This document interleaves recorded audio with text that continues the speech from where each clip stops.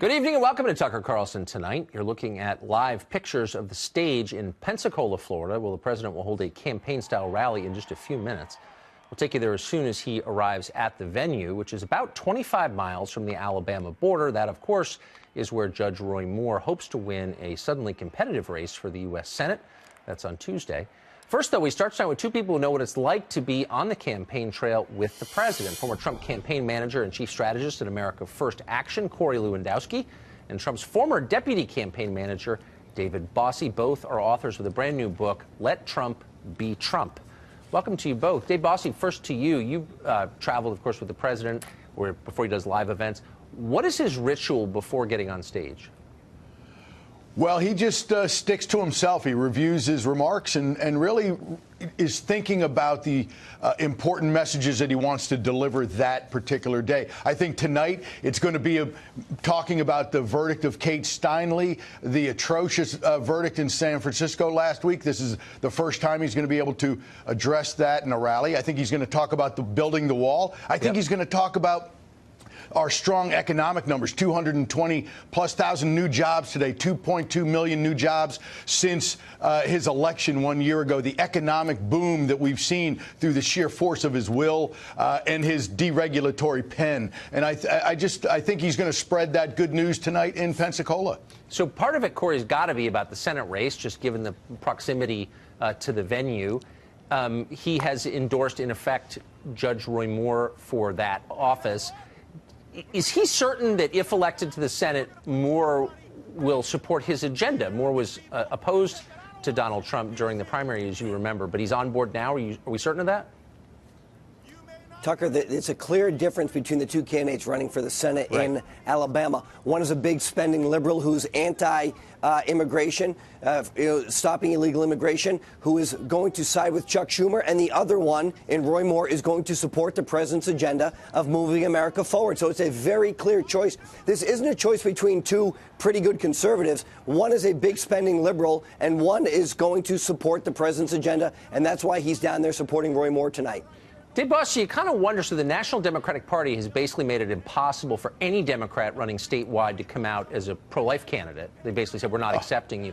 But you got to wonder, in this specific race, if Jones, the Democrat, had come out as a pro-life candidate, I mean, it might have made all the difference for the Democrats. I wonder if they're going to rethink that policy in the wake of this race. Obviously, I wish they would. I wish they would see, how important the position of life is to all Americans. But they're just a party that's adrift, and they have a stamp. If you don't have the pro-abortion stamp on your passport, you just can't run for statewide office in any state and have the Democrat Party's support. I think they could win this race with a pro-life Democrat. But Jones has been a pro-choice Democrat, a liberal for his entire career. So they're not able to just pull that card out for this race. So Corey, why didn't the president endorse Moore in the first place?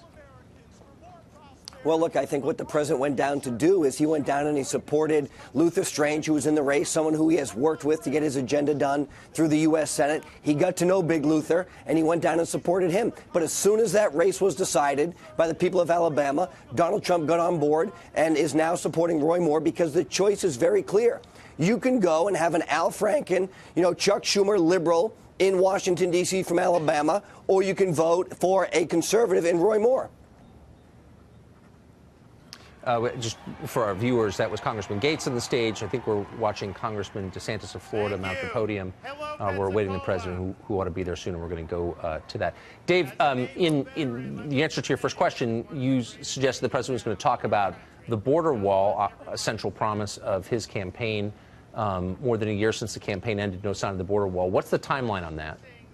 Well, he is trying to stick to the promises he made during the campaign, and he's trying to work with the Congress and in the Senate to get that done. But you can see, Tucker, and as all Americans do, that the Republican leadership needs to get on board with that wall because they control the purse strings, they control the legislative agenda, and we must have a wall. And I think after this Kate Steinle verdict of last week, it is going to be be the impetus to get this done. And I'm hopeful that the wall, building the wall, the funding of the wall is going to be something that will be in our budget for next year, 2018. So and that is kind of the question, Corey. So there are members of the Republican leadership who are ideologically opposed to a wall, and their donors are opposed to it. The president doesn't mind picking fights with members of his own party, obviously. Why not pick one on this and say, here are the 3 people preventing the wall I promised from being built, and call them out by name? Well, the good news today was that we have a new Homeland Security Secretary. Kirstjen Nielsen was sworn in today officially, which is great. So we have new leadership at the Department of Homeland Security. We look at the immigration numbers. What General Kelly did before he became the chief has really dramatically slowed that illegal immigration on the southern border. But we're going to build the wall, Tucker. I'm certain of it. The prototypes are out. They're being built right now in the desert. So the funding has to get there. And look, I think I agree with you. If Congress stops this from being done, the president has to find a way to get this done. It is a promise he made in the campaign. It's a promise he's going to keep to the American people. So, that's an absolute. So, would it be fair, just to follow up on that, to say, look, this is something you promised explicitly and repeatedly. It's fair to judge you on whether you get it done? Well, look, I absolutely think so. And we ran the campaign, as you know, we talk about in the book, the great book, Tucker, Let Trump Be Trump, the immigration issue, how important it was on the campaign trail talking about illegal immigration. He talked about it so many times. Mexico's going to pay for the wall. It was a hallmark of the campaign. And what that means is you have to follow through on those promises like he is doing on tax reform, like he will do on health care reform, like he will do on transportation infrastructure. But you got to get the wall built. Dave Bossie, when you say let Trump be Trump, what does that mean? Well, what we talk about, and this is really Corey's catchphrase that he created during the primary campaigns, and it was one of the reasons that in the book you can find out all the back story of this campaign. But I introduced Corey to the president back in 2014, and it was one of the reasons that I recommended him to be the campaign manager was because he was going to help Donald Trump be true to himself and let Trump be Trump, is that professionals weren't going to come in and manage him and try to make him something that he's not, that he is a conservative populist and that he is going to be true to those ideals. And that's what the book is about. And that's what President Trump's presidency is about. So, Corey, how does moving the embassy from one city to another in a foreign country address kind of the basic questions of this campaign? Is that an example of conservative populism?